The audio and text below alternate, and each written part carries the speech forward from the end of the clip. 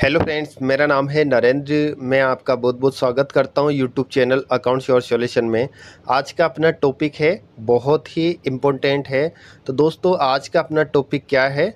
एक मैंने चार्ट बना रखा है, ये चार्ट आप देख सकते हो। इसमें मैं आपके लिए बताऊंगा कि हार्डवेयर की अकाउंटिंग किस तरीके से करते हैं। जैसे आप लोग हार्डवेयर का काम करते हैं, हार्डवेयर में जैसे आपके जैसे प्रोडक्ट जो भी आते हैं, जैसे अगर आपकी मोटर हो गई, जैसे आप चक्की का काम करते हो, मोटर का काम करते हो, या कटर, इस तरह जो भी मैंने इमेज में आपके लिए बता रखा है, इस तरह का अगर काम करते हो तो आप लोगों को एक प्रॉब्लम आती है, कॉमन प्रॉब्लम ये सभी को आती है। क्या प्रॉब्लम आती है? जैसे आपके पास कोई भी प्रोडक्ट, आज ये मोटर है 1 HP की, मान लेते हैं इसको मोटर को, और ये आपने आज की डेट में अगर कोई प्रोडक्ट आपने परचेज किया है, उसकी रेट जैसे सपोज करो, मैंने यहाँ पे एक डेमो बना रखा है कि परचेज रेट इसकी है 1 HP की मोटर की 5500 रुपये, लेकिन 2 तारीख को जैसे ये आपके पास परचेज आता है 5800 रुपये का। तो आपको जैसे क्या है, बीजी में अगर आप MRP मेंटेन करते हो तो आप कर सकते हो, लेकिन बहुत से प्रोडक्ट ऐसे आते हैं जिनमें कोई MRP नहीं आती है, और MRP के हिसाब से ना करके आप इस तरीके से जो मैंने प्रोजेक्ट बना रखा है उस तरीके से आप कर सकते हो। इसमें आपके जैसे प्रोडक्ट जो आते हैं, कोई भी प्रोडक्ट हो सकते हैं, ये सारे हार्डवेयर टाइप के प्रोडक्ट हैं। जैसे मान लो ये मिनी चक्की जो आती है, आज की रेट में आपके पास 7000 रुपये की आई है, कल की डेट में आपके 7200 रुपये की आ सकती है, 7500 आ सकती है, और ये 6800 6900 कुछ भी रेट आपके पास आ सकता है। आपकी कंपनी से हर बार कभी रेट बढ़ के आता है तो कभी रेट आपके घट के आता है। जैसे ये सारे जो जितने भी प्रोडक्ट हैं, ये सारे हार्डवेयर के प्रोडक्ट हैं। जैसे आपके पास ये कटर है, अब कटर आपने मंगवाया, आपकी कंपनी से आपने मंगवाया, इस बार आपके पास 6000 रुपये का आया है, अगली बार आपके पास हो सकता है 6500 का आ जाए। लेकिन जो आप बीजी में जो काम करते हो, जैसे इसकी परचेज की एंट्री करते हो, तो आप लोग क्या करते हो कि जैसे नॉर्मल जो परचेज करने का जो तरीका रहता है उसी के हिसाब से आप करते हो। लेकिन क्या होता है कि आज आपने इसको 4000 रुपये में ख़रीदा है, कल इसको 4200 रुपये में ख़रीदा है, उसके बाद आपने 4 दिन बाद इसको अगर 4500 में ख़रीदा है, तो आपके पास जैसे आप स्टॉक चेक करोगे तो वहाँ पे जो आइटम मास्टर के अंदर जो आपने रेट डाल रखी है उसी हिसाब से आप बेचते हो। लेकिन जो मैं प्रोग्राम आपके लिए बताऊंगा उसमें क्या होगा कि आपको जो आइटम जिस रेट में आया है, जो भी आप अपना मार्जिन रखना चाहते हो, जैसे 10 रुपये पीस या 20 रुपये या 100 या 200, जो भी आप अपने हिसाब से जो भी रखना चाहते हो मार्जिन, वो आप रख के अपनी सेल प्राइस और परचेज प्राइस आप चेक कर सकते हो बिल बनाते समय। तो इसमें जो प्रोडक्ट है, इस तरह के ये सारे हार्डवेयर के प्रोडक्ट है, चाहे आपके पास जैसे कील हो गई, चाहे आपके पास बेरिंग हो गया, चाहे आपके पास सरिया हो गया, नट बोल्ट हो गए, इस तरह के या तो केजी में आते हैं या पीस में आते हैं। और पीस में भी आते हैं तो रेट बढ़ जाती है, कभी घट जाती है। बहुत से आइटम ऐसे रहते हैं, कभी क्या रेट आया है, अगली बार क्या रेट आता है। तो इस तरह की जो अकाउंटिंग आप लोग करते हो, तो उसमें क्या है, आइडिया लगाते हो। आइडिया का मतलब जैसे आपको अप्रोक्स कोई आइटम आता है 10 रुपये का, और वो 8.5 का भी आ गया, 10 का भी आ गया, तो आप एवरेज रेट निकाल के उस हिसाब से आप बेचते हो। लेकिन आप जैसे अगर एक्चुअल देखना चाहते हो कि कौन सा आइटम क्या रेट आया है और उसको क्या रेट आपको बेचना है, तो बीजी सॉफ्टवेयर में मैं जो प्रोग्राम आपके लिए बता रहा हूँ उस तरीके से आप कर सकते हो। और ये आपके जितने भी प्रोडक्ट है, इस टाइप का जो भी आप काम करते हो, वो सारा सही तरीके से मैनेज कर सकते हो। और इसका जो टाइटल है, हार्डवेयर वर्क का जो अकाउंटिंग है किस तरीके से आपको करनी है। तो यहाँ पे मैंने एक एग्जांपल भी आपके लिए बता रखा है कि यहाँ पे इसकी परचेज रेट है, 1 तारीख को इसकी परचेज रेट ये है, और 2 तारीख को आपकी परचेज रेट इसके 5800 रुपये। ऐसे ही दूसरा जो आइटम है, आटा चक्की। अब आटा चक्की का जैसे किसी के पास काम है, तो कब क्या आता है, जैसे मान लो बहुत सी बार क्या होता है कि एक इनवॉइस के अंदर वही आइटम 2 रेट में भी आपके पास आ जाता है। तो उसकी आपको अकाउंटिंग किस तरीके से करनी है, तो आपको पता चल जाए कि आपके पास ये जो आइटम आया है, जैसे आप कोई सबका अलग अलग सिस्टम रहता है, कोई 5% मार्जिन में काम करता है, कोई 10% में काम करता है, कोई पीस के हिसाब से काम करता है, जैसे 500 रुपये पीस उनका मार्जिन लेना है या फिर 200 रुपये लेना है, उस हिसाब से मार्जिन उनका जो सेल रेट है उस हिसाब से डिसाइड करते हैं। तो यहाँ पे मैंने 4 या 5 आइटम का एग्जांपल ले रखा है। और जैसे आटा चक्की होगी, इस बार आपने एक 4 को जो माल परचेज किया था उसका 12,000 रुपये रेट था, लेकिन जैसे आपने 2 तारीख को उसी माल को परचेज किया है तो 12,500 उसकी रेट आपके पास परचेज इनवॉइस में लग के आई है। तो फिर जैसे आप सेल्स का बिल काटोगे तो आपके सामने जैसे 10,000 यानी 12,000 रुपये वाला माल कितना पड़ा है आपके पास, 12,500 वाला कितना पड़ा है, ये आप कैसे पता कर सकते हो। बहुत से लोग क्या करते हैं, क्योंकि जैसे आपको पता है कि यूट्यूब चैनल है अपना, टेलीग्राम ग्रुप है, तो वहाँ पे जो क्वेरी आती है तो लोग क्या करते हैं, जैसे मान लो मैं किसी से पूछ भी लेता हूँ तो वो लोग क्या करते हैं कि हमारे पास जो भी अलग प्रोडक्ट आता है यानी अलग रेट का आता है तो अलग रेट का प्रोडक्ट हम नया बना लेते हैं। तो ये बिल्कुल ही गलत सिस्टम है। जैसे मान लो आपके पास चावल का काम है, इसके अलावा जैसे शुगर का काम है। शुगर क्या होता है कि जैसे आज ये रेट आया है, कल ये रेट आया है, तो वो रेट आए दिन यानी सुबह आपने क्या ख़रीदा है, शाम को आपने क्या ख़रीदा है, तो इस रेट इसके हिसाब से भी आपकी जो रेट है वो चेंज हो जाती है। तो ऐसी सिचुएशन में आप क्या कर सकते हो, ये जो मैं प्रोग्राम आपके लिए बता रहा हूँ इसका आप इस्तेमाल कर सकते हो। इसमें क्या होगा कि जैसे ये आपकी एक प्रोडक्ट ये है कि वुड कटर मशीन है। जैसे मान लो लकड़ी काटने की जो मशीन आती है, आपको 1 तारीख ने आपने परचेज किया है, इसकी 2500 रुपये रेट थी, 2 तारीख को आपने परचेज किया 2800 रुपये रेट है। और एक बार मैं आपके लिए बीजी सॉफ्टवेयर में बता भी देता हूँ कि ये जो आइटम है यानी एग्जाम्पल के तौर पे मैंने 5 आइटम लिए हैं, इसमें आप जैसे समझ सकते हो। और अगर आप जैसे बीजी सॉफ्टवेयर के बारे में ज़्यादा जानकारी चाहते हो तो अपना जो टेलीग्राम ग्रुप है वो आप ज्वाइन कर सकते हो। और अगर आपको बीजी सॉफ्टवेयर से रिलेटेड कोई भी प्रॉब्लम है तो ये मेरा जो स्क्रीन पे नंबर है इस पे आप कॉल कर सकते हो और कोई भी आपको प्रॉब्लम हो तो आप जानकारी ले सकते हो।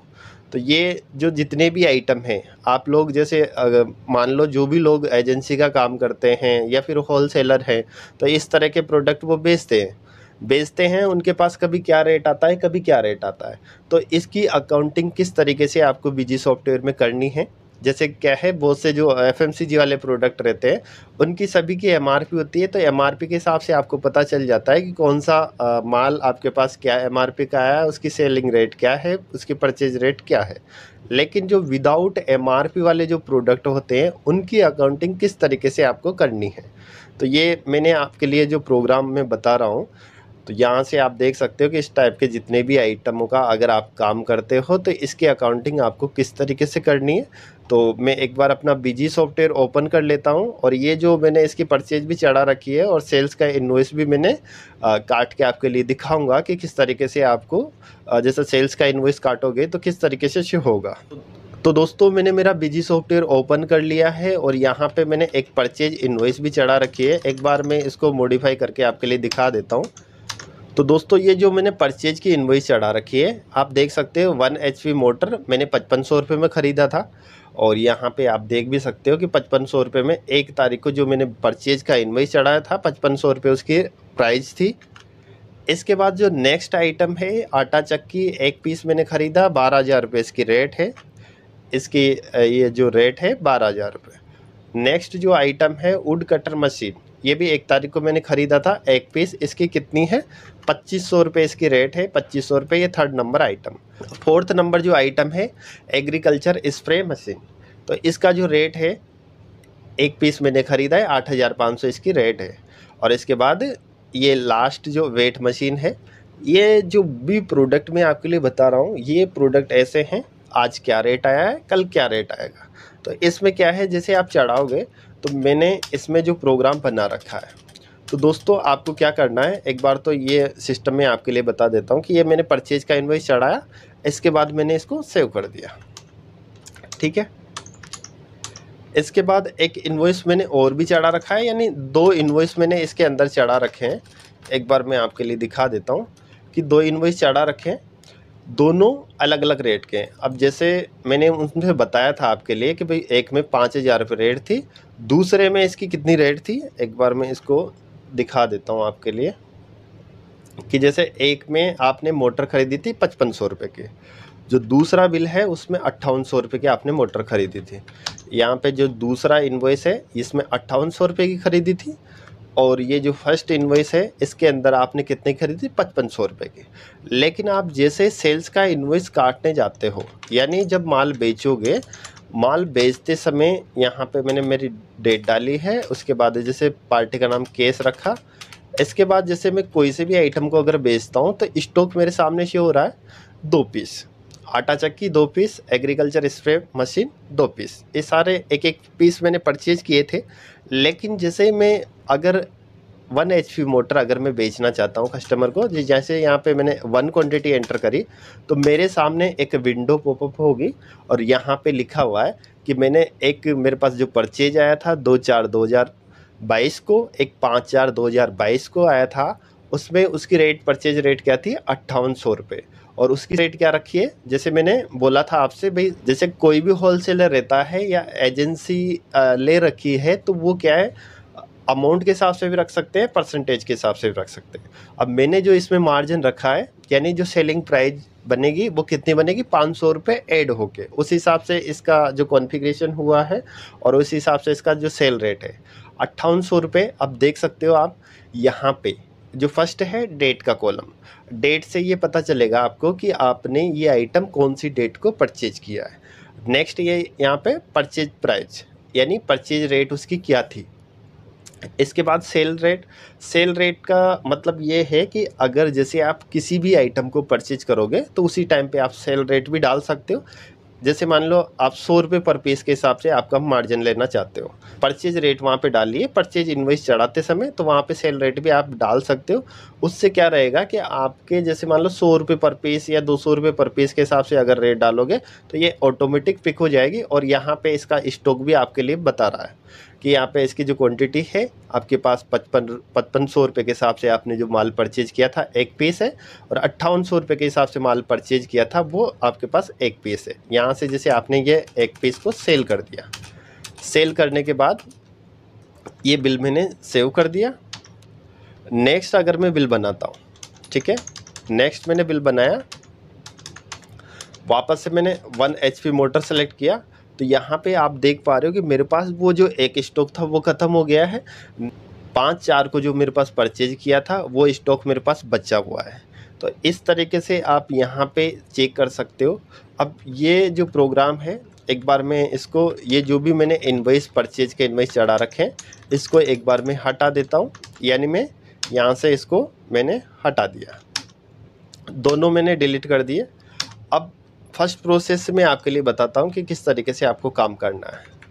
इसका भी जो सेल्स इन्वॉइस मैंने बना रखा है इसको भी मैं हटा देता हूँ। अब यहाँ पे मेरे पास जो प्रोग्राम बना हुआ है उसके हिसाब से, जैसे मान लो कोई सा भी आइटम आपके कितने भी हो सकते हैं, जैसे मान लो मैं परचेज करता हूँ 1/4 को, ठीक है, इन्वॉइस नंबर डाला मैंने। परचेज चढ़ाने का जो तरीका है, जो ये प्रोग्राम है इसमें परचेज चढ़ाने का तरीका है क्या रहेगा, किस तरीके से आपको परचेज चढ़ानी है, और ये जो प्रोग्राम आप बनाओगे तो उसके अंदर क्या क्या चीज़ें आपके पास होना ज़रूरी है। जैसे आपने यहाँ पे केस में जैसे मैं चढ़ा रहा हूँ, कोई प्रॉब्लम नहीं है, क्योंकि मैं एक एग्जांपल के तौर पे आपके लिए बता रहा हूँ। आपके पास जिस कंपनी से आपके पास माल आएगा उसी के नाम से आपको चढ़ाना है। और यहाँ पे फर्स्ट तो आपको ये करना है कि इसको जैसे अल्ट मॉडिफाई करोगे आप अल्ट M से, तो यहाँ पे इसकी जो प्रोग्रामिंग की गई है, यहाँ पे ये जो पैरामीटर्स का जो ऑप्शन है ये आपको वाई करना पड़ेगा, तब जाके ये जो ऑप्शन है ये काम करेगा। और यहाँ से मैंने F2 करके इसको कर दिया सेव, ठीक है। अब यहाँ पे मेरे पास 10 पीस आए हैं मोटर के, और इसकी सपोज करो जो परचेज रेट है, यानी परचेज रेट मान लो इसकी 5000 रुपये परचेज रेट है, और सेल रेट मैंने बोला था कि भाई मैं 500 रुपये पीस के हिसाब से सेल रेट इसकी बनाना चाहता हूँ। तो यहाँ से मैंने 5500 रुपये किया। इसके बाद यहाँ पे परचेज रेट क्या है, परचेज रेट 5000 रुपये, 5000 रुपये मैंने एंटर किया। एंटर करने के बाद दोस्तों इसमें क्या है कि जिस दिन आप परचेज चढ़ाओगे वो डेट ऑटोमेटिक आ जाएगी। इससे ये पता रहेगा कि इस डेट को आपने ये आइटम परचेज किया है।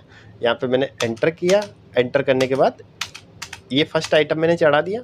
अब देखो मैंने आपके लिए बताया था कि अगर एक ही बिल में एक ही आइटम अलग अलग रेट आ रहा है तो आपको कैसे चढ़ाना है। अब जैसे 1 HP मोटर वापस से मैंने सेलेक्ट किया, 5 पीस मैंने एंटर किया। एंटर करने के बाद जैसे मान लो ये आपके पास 6000 रुपये के हिसाब से माल आया है और आपने 6,500 रुपये इसकी रेट रखी है। इसके बाद 6,000 रुपये आपने परचेज रेट यहाँ पे एंटर करे। एंटर करने के बाद ये आपने दूसरा आइटम भी चढ़ा लिया। आइटम वही है लेकिन रेट आपके पास अलग अलग आया है। एक 5,000 रुपये से आया, एक आपके पास 6,000 रुपये से आया। इसके बाद बिल को किया आपने सेव, तो ये बिल मैंने सेव कर दिया है। तो फर्स्ट प्रोसेस आपको समझ में आ गया कि परचेज का इनवॉइस आपको इस तरीके से चढ़ाना है। इसके बाद जैसे आप सेल्स का बिल काटोगे, यानी आपके पास कोई कस्टमर आता है, केस कस्टमर आपके पास आया। अब जैसे आपके पास मोटर कितना स्टॉक है, 15 स्टॉक। अब जैसे आप काटने जाते हो, सेल्स का इनवॉइस काटोगे, तो यहाँ पे जैसे मान लो सामने वाला आपसे एक पीस की रेट आपसे पूछ रहा है या एक पीस लेना चाहता है, तो आपको यहाँ पे जैसे 1 पीस आप एंटर करोगे। एंटर करने के बाद यहाँ पे एक विंडो पॉपअप होगी। इसके अंदर आपके लिए बताया गया है कि आपने 1 तारीख को 5,000 रुपये के हिसाब से 10 पीस खरीदे थे, जिसकी 5500 रुपये आपने सेलिंग प्राइस रखी है। दूसरा 1/4/2022 को आपने 6,000 रुपये के हिसाब से 5 पीस खरीदे। इसकी जो रेट है, सेल रेट 6,500 रुपये। तो यहाँ से आप कौन सा माल आप बेचना चाहते हो, ये देखो लोग क्या करते हैं, आइडिया लगाते हैं, लेकिन इसमें बिल्कुल एक्यूरेट आपको पता रहेगा।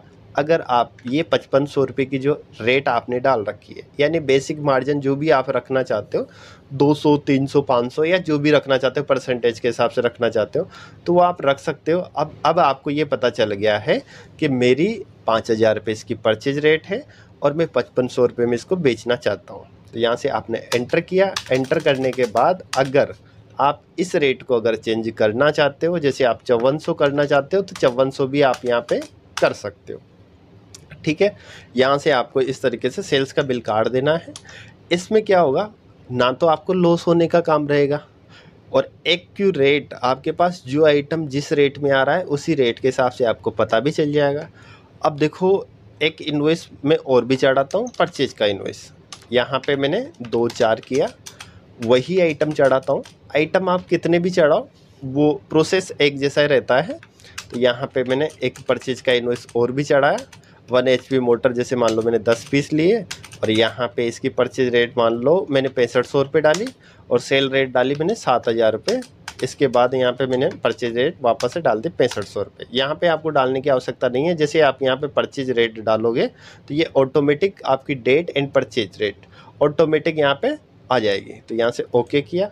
ओके करने के बाद मैंने क्या किया, यही आइटम वापस से 50 पीस लिए और यहाँ पे मैंने इसका जो सेल रेट है, जैसे 7200 रुपये सेल रेट है इसका, और इसके बाद मैंने कितने में ख़रीदा है, 6800 रुपये के हिसाब से। ठीक है, ये वाला भी मैंने यहाँ पे एंटर कर दिया।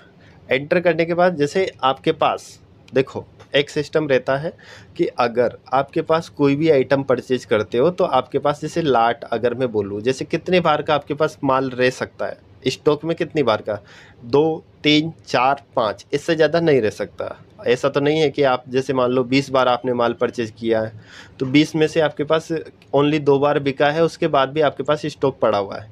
क्योंकि ज़्यादातर जैसे आप अगर परचेज जो स्टॉक बनता है, एक सेकंड में अभी आपके लिए बता देता हूँ। यहाँ से मैंने इस परचेज को सेव किया। मुझे बनाना है सेल्स इनवॉइस। सेल्स इनवॉइस पे मैंने क्लिक किया। यहाँ पे मैंने क्या किया, कैश सेलेक्ट किया और वापस से 1 HP जैसे मैं एंटर करूँगा तो अब आपके सामने क्या दिखाई दे रहा है। तो मैं आपके लिए ये बताना चाह रहा हूँ कि आप मैक्सिमम आप कितनी बार परचेज करोगे, उसका स्टॉक ज़्यादा से ज़्यादा आपके पास 4 बार का या 5 बार का या 6 बार का, इससे ज़्यादा आप मतलब आपके पास स्टॉक नहीं बचेगा। जैसे जैसे आपके पास ख़त्म होता जाएगा, ये नंबर ऑफ रो आपको पता चल रहा है कि यहाँ पे इस डेट को आपने ये माल परचेज किया था और इसका परचेज रेट ये है, इसका सेल रेट ये है और इसका स्टॉक ये है। तो इसमें आपको बिल्कुल एक्यूरेट पता चल रहा है कि मेरी जो परचेज रेट है आइटम के हिसाब से, डेट के हिसाब से मेरी ये एक्चुअल परचेज रेट है और इसी के हिसाब से आप बेच सकते हो। नुकसान होने का कोई आपको 1% चांस नहीं है। और ये जो है एक आइटम का बताऊं मैं आपके लिए या पूरे आइटम का बताऊं, प्रोसेस इसी तरीके से रहता है। जैसे आपका जो भी नया कोई आइटम आता है उसकी रेट अलग अलग बार अलग अलग रेट आती है।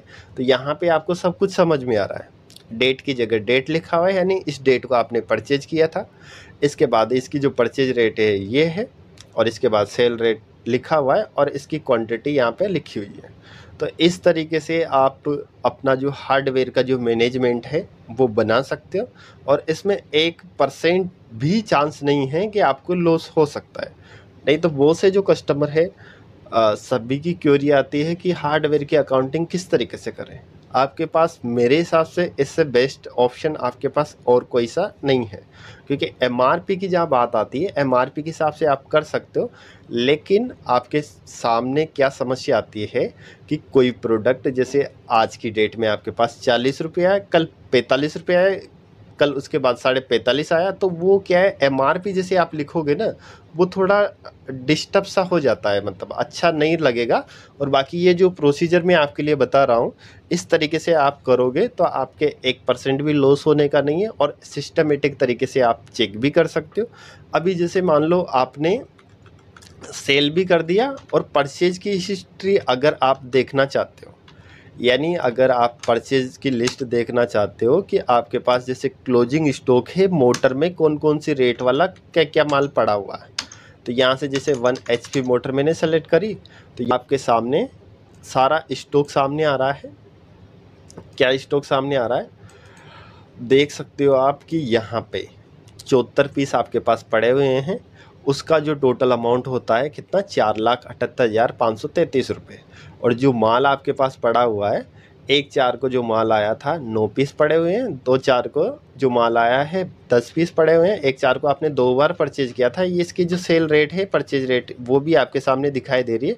तो इस तरीके से अगर आप लिस्ट निकालना चाहते हो तो ये वाली लिस्ट भी आप चेक कर सकते हो। इससे ये पता रहेगा कि आपके पास कौन सा आइटम क्या क्या रेट में आपके पास आया था, कौन कौन सी रेट का आपके पास माल पड़ा हुआ है।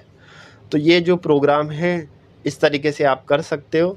और इसमें जो प्रोग्राम है, अगर आप चाहते हो तो आप मुझे कॉल कर लेना, आपके लिए इस प्रोग्राम का जो प्रोसीजर है वो सारा समझा दिया जाएगा। और ये जो प्रोग्राम है ये पेड है। जैसे आप लोग इस तरह का हार्डवेयर्स का काम करते हो तो आप मुझे संपर्क कर सकते हो।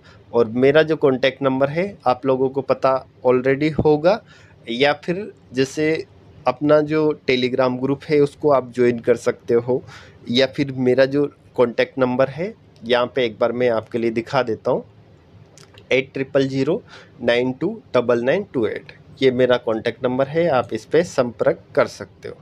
और दोस्तों, ये जो मैं आपके लिए सिस्टम बता रहा हूँ, इस तरीके से आप इजी तरीके से कर सकते हो। कोई ऐसी प्रॉब्लम वाली बात नहीं है कि आप इसको मैनेज नहीं कर सकते, क्योंकि ये प्रोग्राम पहले मैंने डेमो किया था, उसके बाद मुझे लगा कि ये सक्सेस है, और मैंने काफ़ी लोगों के लिए ये प्रोग्राम मतलब एक तरीके से उनके सिस्टम में इंस्टॉल करके भी दिया है, और उनका ये जो प्रोग्राम है सक्सेसफुली सही तरीके से चल भी रहा है, वर्क भी कर रहा है, उनके कोई किसी तरह की कोई प्रॉब्लम नहीं आती है। तो ये सारा सब कुछ प्रोग्राम में आपके लिए इंस्टॉल करके दूंगा। ये सारा प्रोसेस आपके लिए सिखाया जाएगा। अगर आपको नहीं आता है तो ये स्टेप बाय स्टेप जो भी आपको प्रॉब्लम्स आएगी उसके बारे में आपके लिए बताया जाएगा। तो दोस्तों, ये जो प्रोग्राम है मैंने आपके लिए बताया है, बहुत ही अच्छा प्रोग्राम है। अगर इस प्रोग्राम को आप अपने सिस्टम में इम्प्लीमेंट करवाना चाहते हो तो आप मुझे संपर्क कर सकते हो। दोस्तों, अगर आपको बीजी सॉफ्टवेयर से रिलेटेड किसी भी तरह की कोई भी प्रॉब्लम्स है तो आप मेरा जो नंबर है इस पे आप संपर्क कर सकते हो। और आपकी जो भी प्रॉब्लम्स है, देखो प्रॉब्लम्स 2 तरह की रहती है। एक प्रॉब्लम बेसिक प्रॉब्लम रहती है, उसका कोई चार्ज नहीं है, वो आपको कोई चार्ज देना नहीं पड़ेगा, आप मेरे से कॉल करके आप पूछ सकते हो। लेकिन बहुत सी जो प्रॉब्लम्स है, या कोई उसका जैसे मान लो कोई भी रिपोर्ट है उसका अगर काम करवाते हो तो उसका जैसे चार्जेबल रहती है तो वो आपको चार्ज देना होगा। बाकी बेसिक जो भी प्रॉब्लम्स है उसका कोई चार्ज नहीं है, आप मुझे संपर्क कर सकते हो। और अपना जो टेलीग्राम ग्रुप है उसको आप ज्वाइन कर सकते हो। तो दोस्तों, आप लोगों को पता है कि अपना जो टेलीग्राम ग्रुप है उसमें 560 मेंबर्स हो चुके हैं। और अगर आप जैसे बीजी सॉफ्टवेयर में कोई बिल फॉर्मेट बनवाना चाहते हो, या कोई एड ऑन बनवाना चाहते हो, कोई कस्टमाइजेशन करवाना चाहते हो, तो भी आप मुझे संपर्क कर सकते हो। और जो भी आपके लिए प्रोग्राम बना के देंगे, उस प्रोग्राम से रिलेटेड अगर आपको कोई प्रॉब्लम्स आती है तो उसकी समस्या का सॉल्यूशन करने के लिए आपकी हेल्प करेंगे। और तो दोस्तों आपको वीडियो कैसी लगी कमेंट करके ज़रूर बताएं। अगर आपको वीडियो पसंद आया है तो वीडियो को लाइक और शेयर ज़रूर करें और ऐसी ही हेल्पफुल वीडियो देखने के लिए चैनल को सब्सक्राइब करें। Thank you.